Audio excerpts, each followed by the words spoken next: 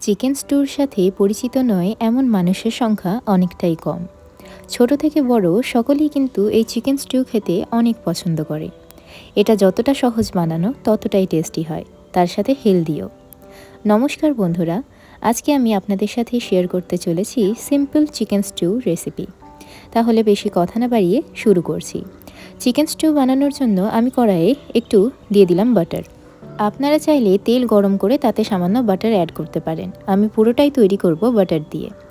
বাটারটা একটুখানি মেল্ট হয়ে গেলেই তার মধ্যে দিয়ে দেব দুটো বড় তেজপাতা আর কয়েকটা গোটা ফোড়ন, যার মধ্যে আছে এলাচ, দারচিনি আর লং। এরপর একটা বড় সাইজের পেঁয়াজ আমি কেটে তারপর এর মধ্যে দিয়ে দিলাম। পেঁয়াজ গোটাও দেব, সেটা পরে। এরপর এই পেঁয়াজটাকে ভালো করে একটুখানি রান্না করে নিতে হবে। পেঁয়াজটা 1 মিনিটের মতো রান্না করে নিয়ে আগের থেকে ম্যারিনেট করে রাখা মাংসটা দিতে হবে।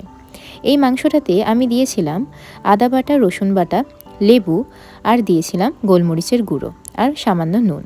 সেটা ম্যারিনেট করে 20 থেকে 30 মিনিটের জন্য রেখেছিলাম। তারপর সেটা দিয়ে একটুখানি ভেজে নিচ্ছি। এরপর আমি এর মধ্যে অ্যাড করে দিলাম রসুন কুচি। তারপরে আপনারা আদা কুচিও অ্যাড করতে পারেন, কিন্তু আদার টেস্ট আমার বেশ একটা ভালো লাগে না বলে আমি আদা বাটা ইউজ করেছি। এরপর আপনারা আপনাদের পছন্দ মতো ভেজিস এর মধ্যে অ্যাড করে দিতে পারেন। আমি এখানে দিয়েছি আলু, গাজর, পেঁপে, টমেটো আর দুটো পেঁয়াজ মাঝখান থেকে কেটে তারপর দিয়ে দিয়েছি। আর দিলাম ধনেপাতার নিচের অংশটা, যে মোটা অংশটা থাকে সেটাকে ভালো করে ধুয়ে পরিষ্কার করে নিয়ে তারপর দিয়ে দিলাম। তারপরে আমি এর মধ্যে অ্যাড করছি পরিমাণ মতো লবণ আর গোলমরিচের গুঁড়ো। আবারও সামান্য পরিমাণ আমি রান্না করে নিচ্ছি। 1 থেকে 2 মিনিটের মতো রান্না হয়ে গেলে এর মধ্যে দিয়ে দেব জল। ভালো করে প্রত্যেকটা জিনিসকে মিশিয়ে নিয়ে আমি ঢেকে রাখবো 1 থেকে 2 মিনিটের জন্য। তারপর একটুখানি ফুটে এলেই আমি এর মধ্যে দিয়ে দেব বিনস। আপনারা চাইলে বিনস নাও অ্যাড করতে পারেন। আমার মতো যারা আছেন তাদের হয়তো বরবটি বা বিনসের টেস্টটা বেশ একটা ভালো লাগে না। কয়েকটা পরিমাণেই দিয়েছি, এতে পরে দিলাম কেননা এর কালারটা থাকবে, দেখতে ভালো লাগবে। তারপর ঢেকে একদম ফাইনালি চিকেনটাকে সেদ্ধ করে নিতে হবে।